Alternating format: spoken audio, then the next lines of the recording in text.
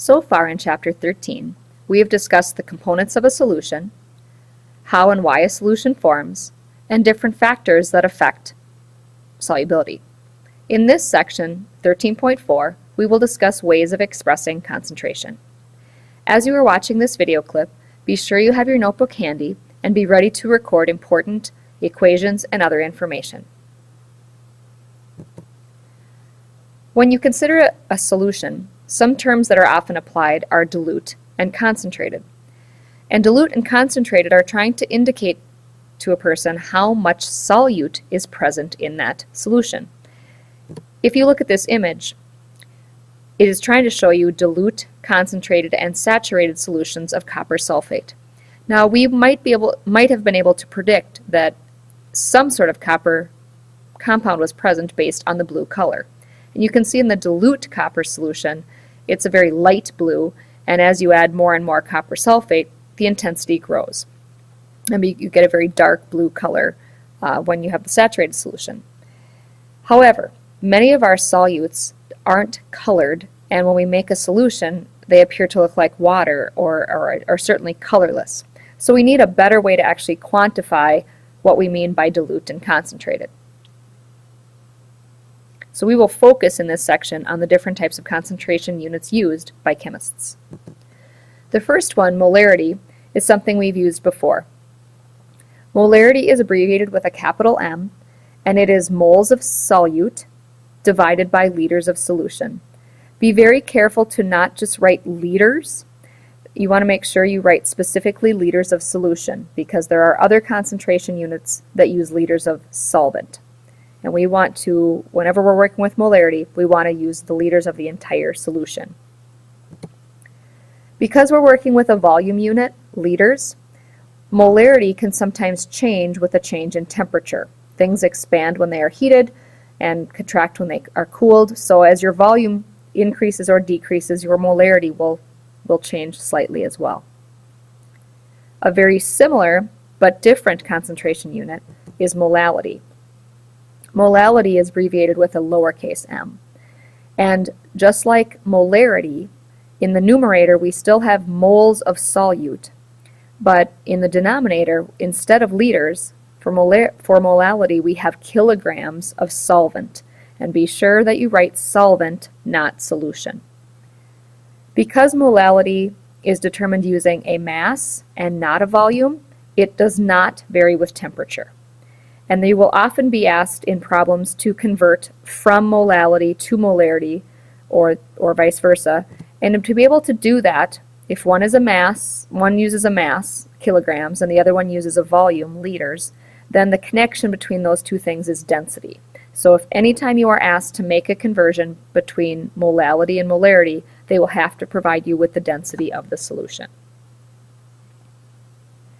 There is one other additional unit of concentration that deals with moles, and that is mole fraction. We saw mole fraction the first time in Chapter 10 when we were working with gases. Mole fraction is abbreviated with the Greek letter chi, and it is calculated by dividing moles of component by total number of moles. Now notice, it is mole fraction, it's not mole percent, so there is not a times 100 at the end of the equation. Because it is moles on the top and moles on the bottom, there are no units used for mole fraction. It's considered in chemistry to be a dimensionless unit. And because it's a fraction and not a percent, the values for mole fraction will range from 0 to 1.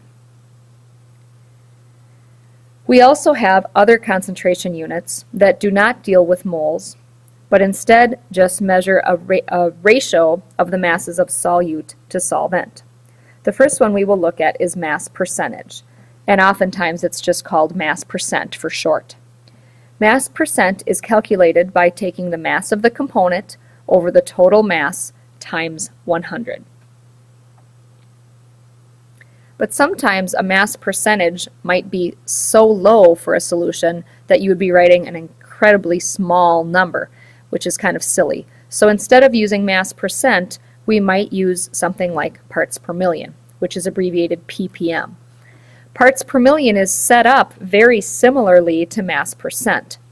It is still dividing mass of component by total mass, but at the end, instead of multiplying by 100, we now multiply by 1 million, or 10 to the 6th. And just like this type of calculation is referred to as parts per million, ppm, really mass percentage could be referred to as parts per hundred as well. As you are thinking about how much 1 part per million would be, kind of a handy reference, if you think about a 1 liter solution, then if your concentration of a component is 1 parts per million, or 1 ppm, that liter would contain 1 milligram of the solute per liter of solution. Now keep in mind the analytical balances we have in our room. If you put something that was 0.001 grams on that analytical balance, that would be equivalent to 1 milligram. So we are talking about very small quantities. To give you another idea of how small a part per million is, take a look at this information.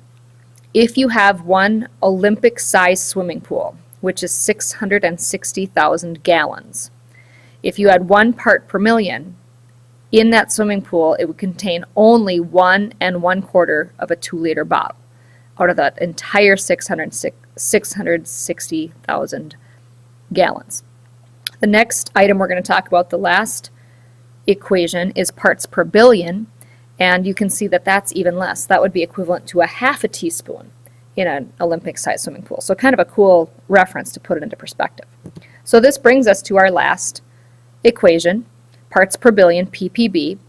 Again, it is determined by the ratio of solute to solvent in terms of, solute to solution in terms of mass. So just like parts per 100, mass percent, or parts per million, it's mass of component over total moles, but this time we multiply by a billion, or 10 to the 9th.